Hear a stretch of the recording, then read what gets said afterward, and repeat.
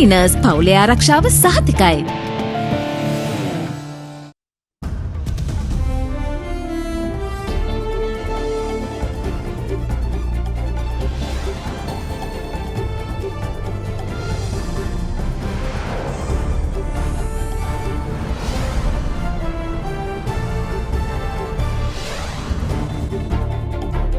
Tonight, perfect ingredients.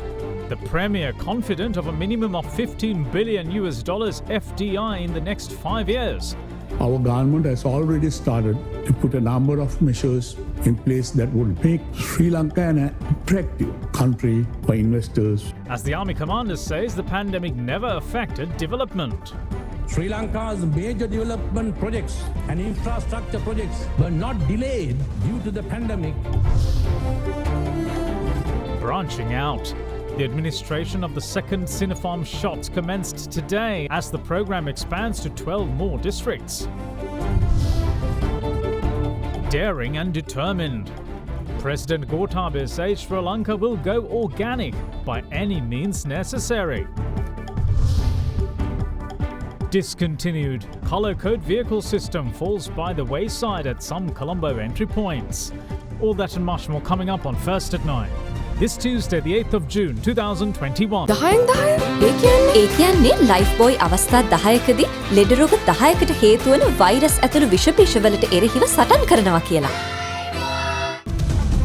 From AdaDerana, this is AdaDerana First at 9.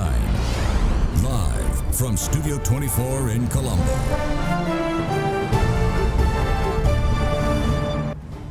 Good evening and welcome to First at 9. I'm Dhammike Kanaka. Let's start with your local stories. Now, Prime Minister Mahinda Rajapaksa is confident that Sri Lanka can attract at least $15 billion in foreign investments via the port city.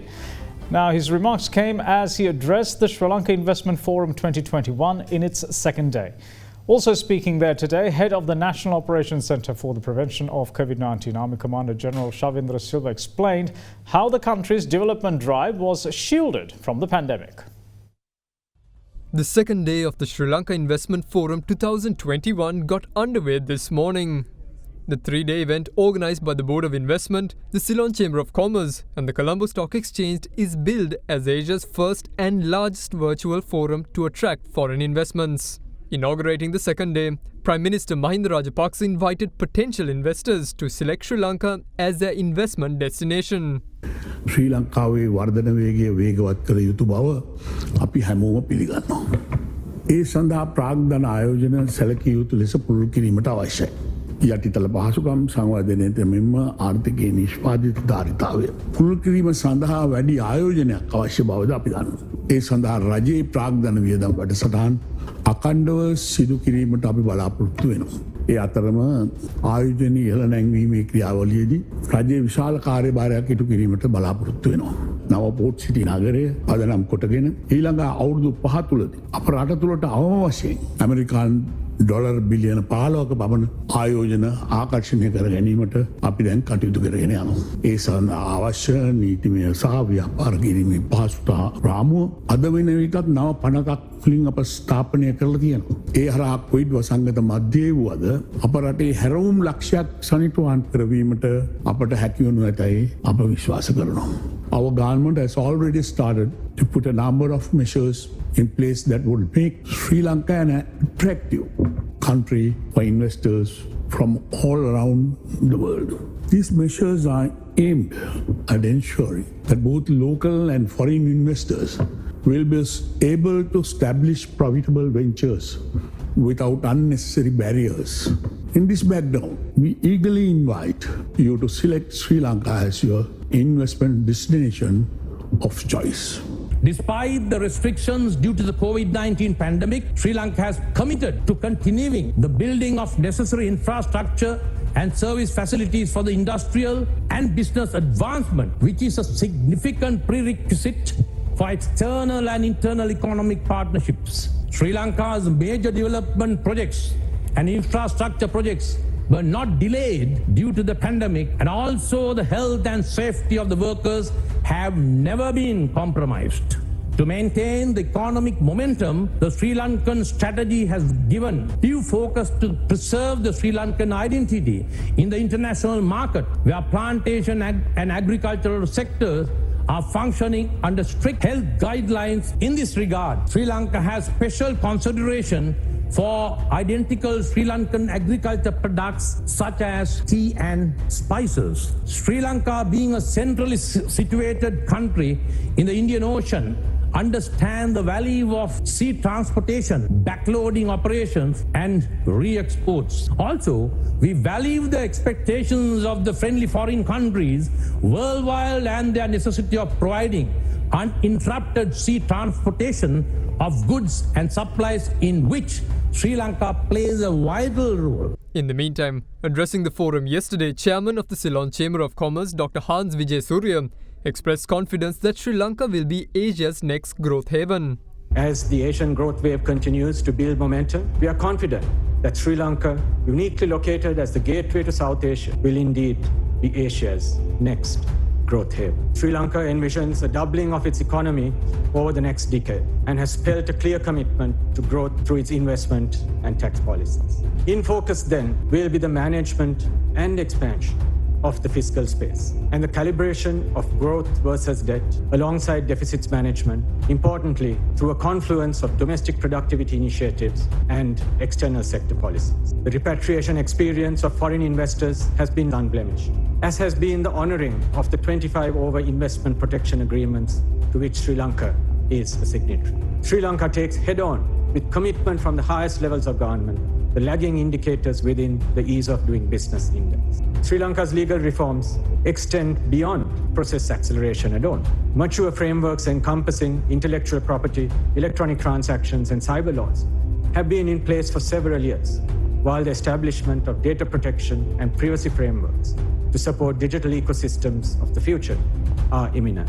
Also speaking at the forum yesterday, Chairman of the Colombo Stock Exchange, Dumit Fernando, insisted that foreign investor participation at the Colombo Bourse is not difficult. CSE has performed quite well relative to emerging and frontier markets. It has rebounded strongly since the depths of the pandemic, and the policy environment in the country has been conducive to strong valuations. Since the pandemic, the market is up 60%, and this year the market is up 8.3% and showing pretty robust momentum. The Colombo Stock Exchange is actually very easy for foreign investors to participate in. The tax environment for investing, there is zero capital gains tax for local and foreign investors. And for foreign investors, you have a zero tax on dividends as well. We were swift to move towards digitalization to enable the CSE to operate under any circumstances. If you look at the liquidity profile of the Colombo Stock Exchange, it has grown rapidly over the last 2 years. The liquidity levels 3 to 5 years ago, the market is trading at almost 5 times that. The market has been doing $23 million a day of average daily turnover in 2021. That's more than double last year's figure of about 10 million. And what's interesting here is also the number of stocks that are doing high volume. 3 to 5 years ago, you had between 8 and 14 companies who traded over $100,000 a day. Today, you have 37 companies trading at that level. In the Sri Lankan capital market, I believe you will see a market that is going to outperform, not in terms of just valuations, but in terms of the rollout of new products and how you can actually participate in a much more holistic manner than hopefully many other markets have been able to do. කාලගුණය කොහොමුණත් රයිනෝ නං වහලට safe තමයි මුළු ගෙදරම. Now then, the national vaccination program kicked off in 12 more districts today. The move, of course, is enabled by the consignment of 1 million doses of the Sinopharm vaccine the country received on Sunday.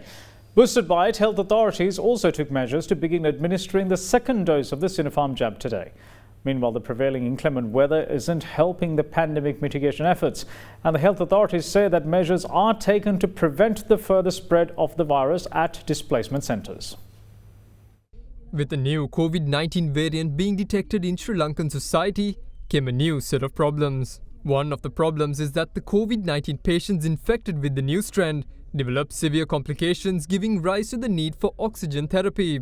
Taking a glance at the struggle the island's neighbour India endured with regard to the oxygen therapy, it is only natural for the Sri Lankan populace to be concerned of the country's own requirements. As such, Director General of Education and Research at the Ministry of Health, Dr. Hemantha Herath, elaborated on the reasons behind the growing need for oxygen therapy. There has been reports that oxygen demand has increased by many folds, and again there are obvious reasons for that. Firstly, the number of cases have increased, and proportionately the number of people who requires oxygen therapy has increased. And the other important observation was that the percentage of people who are going into critical state has relatively gone up, and that may be the reason why we need more oxygen. The third important factor is we are closely monitoring in an objective manner the oxygen requirement of the people using the equipment used to measure the oxygen requirement. As a result, we have been able to provide the oxygen therapy early to those people who require the oxygen therapy. So as a result, a longer duration of oxygen therapy is carried out in many people, and as a result also the oxygen requirement has increased. In the meantime, Sri Lanka's daily COVID-19 infections saw a welcome dip yesterday. The caseload of 2,646 is well below the figure seen over the last several days, which had been in the vicinity of 3,000. All 25 districts in the country confirmed infections yesterday, totaling 2,610 cases, while 36 imported cases were also part of yesterday's tally. The Gampar district confirmed 444 cases, while 414 were reported from Colombo. In Ratnapura, 392 COVID-19 infections were reported, while 252 cases were recorded from Kalutara and 206 from Kandy. Meanwhile, 113 infections were confirmed from the Jaffna district. The Western province continued to be the worst affected, topping the list of daily caseload, while the Eastern province reported the lowest number of cases yesterday, with 90. A further 1,410 infections were confirmed across 19 other districts. In other developments, the island's national vaccination program kicked off in 12 districts for the first time. The move comes following the purchase of 1 million doses of the Sinopharm vaccine, which reached the island on Sunday. Another consignment of 1 million doses of the same vaccine is expected to arrive tomorrow. People in the districts of Matara, Kegol, Trincomalee, Hambantota, Badulla, Anuradhapura, Polonnaruwa, Puttalam, Ampara, Badiklo, Nuwara and Monoragala were given the jab today for the first time. Vaccination of the general public in the Western province and the districts of Ratnapura, Matara, Galle, Kurunegala and Jaffna had already been underway. Meanwhile, the administration of the second dose of the Sinopharm vaccine also began today. Yesterday, a total of 19,567 Sinopharm doses were administered to the general public, taking the overall number of persons to receive the first dose of the China-manufactured vaccine to 989,574. In addition to the general issues encountered in battling the pandemic, the prevailing inclement weather is also posing added challenges. The health authorities warn that the risk of COVID-19 spreading has increased exponentially due to the current weather situation, which has already affected over 55,000 families in the island. There is a risk of spreading the disease among the populations or communities who have undergone or affected by the recent floods and the other adverse weather conditions. Some of them have been evacuated to safe locations, and some are spending there in safe locations of their own, probably in their relatives' houses and other places. So there is a possibility of mixing people among these communities, and as a result, the possibility of spreading the disease among these people has become relatively high. And as a result, we have already instructed the district and provincial authorities and the regional epidemiologists to take this into consideration and to take appropriate measures to ensure that there will be no undue or unwanted or excessive spread of disease because of these adverse weather conditions, and people are affected by such adverse weather conditions. In the meantime, Sri Lanka's overall COVID-19 related fatalities rose by 47 to 1,789 yesterday. According to the Department of Government Information, the victims had succumbed between the 17th of May and the 6th of June. It added that 9 of the victims had perished at home. Meanwhile, with 2,214 persons being confirmed to have recovered from the COVID-19 virus today, the country's overall figure rose to 178,259. With the confirmation of 2,123 fresh infections today, the number of active cases in Sri Lanka is at 30,054. Now then, President Gotabaya Rajapaksa is adamant that the decision to ban the use of chemical fertilizers will not be reversed, even if the move draws a public rebuke. The head of state says that the public should be educated on the benefits of the country's agriculture sector moving towards organic fertilizer, while noting that the decision was not made overnight. A discussion was worked off on the programs launched to take Sri Lanka's agriculture towards the organic fertilizer, in line with the policy declaration, Vistas of Prosperity. It was worked off under the patronage of President Gotabaya Rajapaksa at the Presidential Secretariat yesterday. මේතාක් වෙනකං අපි මේ කන්නවලටත් අවශ්‍ය පෝර ප්‍රමාණය ගෙනල්ලා තියෙන්නේ. දැන් මේ පෝර මෙහි තියෙනවා. මම මේක පටන් ගන්න කිව්වේ එන කන්නේ ඉඳලානේ. මෙතකන් හැම කෙනෙක්ම මේ අවුරුද්දට ගේන්න ඕන පෝර ප්‍රමාණය ගෙනල්ලා. කාබනික පෝර කියන්නේ කම්පෝස්ට් පෝර විතරක් නෙවෙයි. කාබනික පෝර පාවිච්චි කරලා කරන තේ වගාවන් තියෙනවා. ඒවා ඇත්තටම හොඳ මිලකුත් ගන්නවා. අමාරුකම් තියෙනවා. කරන්න බැරි දෙයක් නෙවෙයි. දැන් මේක හොඳ දෙයක් නේ. ලෝකෙම පිළිගත්ත අපේ ඉදිරි පරම්පරාව වෙනුවෙන් අපි ආයුතු තැන මෙතන. ඉතින් අපි ඒකට මේක දුෂ්කර වුණාත් බැනුම් අහගෙන හරි ජනතාවට මේක කියලා දෙන්නට ඕන. මේක මගේ මේ හදිසි තීරණයක් නෙවෙයි. මේක අපේ සෞභාග්‍ය දැක්මේ පැහැදිලිවම කියලා තියෙනවා. අයවැයේදී මේක පැහැදිලිවම කිව්වා අපි මෙතෙන්ට යන්නේ කියලා. මම මේක තීරණයක් අරන් තියෙනවා. මේක රටට විතරක් නෙවෙයි ලෝකෙටම හොඳ තීරණයක්. නරක දෙයක් නම් මට අවශ්‍ය නැහැ. ඒක හොඳ දෙයක්. යහලා ඉලුවත් ගුටි කාලා හරි වැඩේ කරන්න ඕන. Now, responding to media questions regarding recent reports of a special CID unit being set up to battle fake news on social media platforms, Cabinet spokesperson Kehlia Rambukwala revealed that even countries that boast of five-star democracies too have recognized the need for such laws. He added that the laws would also serve to protect the integrity of professional journalists who practice proper journalistic tenets. The Cabinet of Ministers granted approval for the implementation of the 100 Cities programme that will systematically beautify 100 cities across the island by enhancing their public facilities.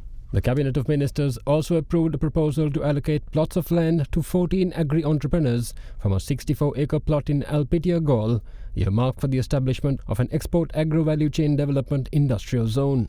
Further, the Cabinet approved the gazetting and subsequent publishing in Parliament of the Draft Securities and Exchange Commission of Sri Lanka bill that was prepared by the legal draftsman and cleared by the Attorney General. An order has also been issued under the Sri Lanka Export Development Act No. 40 of 1970 to amend the cess tax levied on imports of tile and ceramic sanitary fittings and submitted to Parliament as per the requirements of the Act. The Cabinet also gave the go-ahead for a proposal for the provision of alternate housing to 1,100 families currently residing illegally on land required for both the elevated New Kalani Bridge to Atturugiriya Expressway and the Demetakoda Stadium project in the proposed Kolonava, Henamulla and Maligavatta housing projects. Further, essential food items confiscated by the Sri Lanka Ports Authority and the Sri Lanka Customs are to be retailed to the public through the Lanka Satosa outlet network at concessionary prices following the Cabinet nod.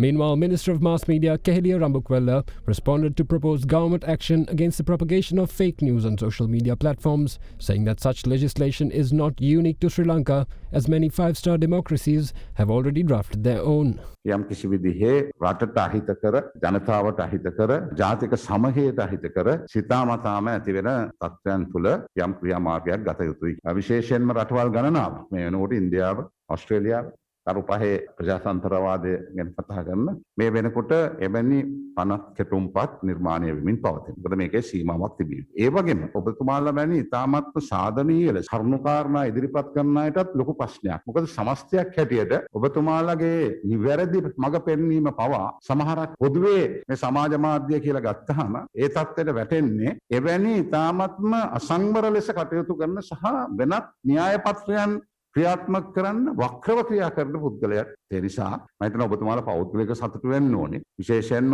රැකවරණයක් ලැබෙන වැඩපිළිවෙලකට මේක පාදක වෙයි කියන එකයි මගේ විශ්වාසය.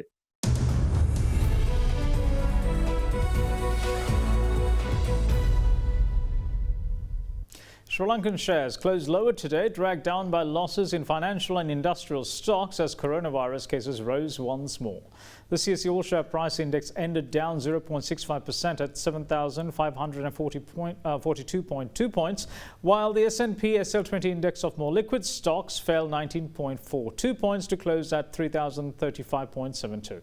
Now here's Dimatha Mathi with a brief report on today's market performance.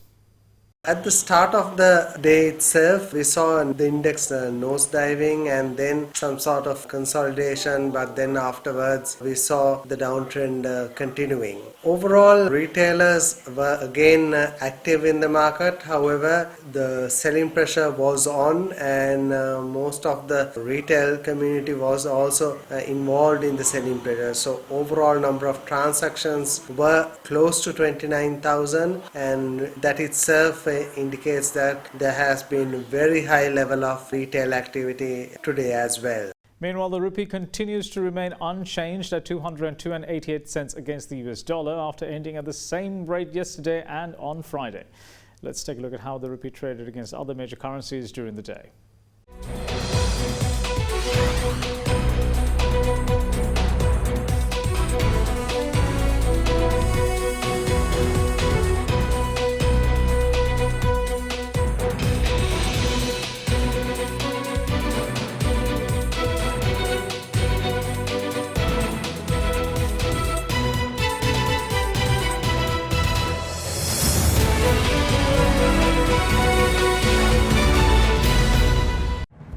And that's it from all of us here at First at 9. Thanks for watching. Bye-bye.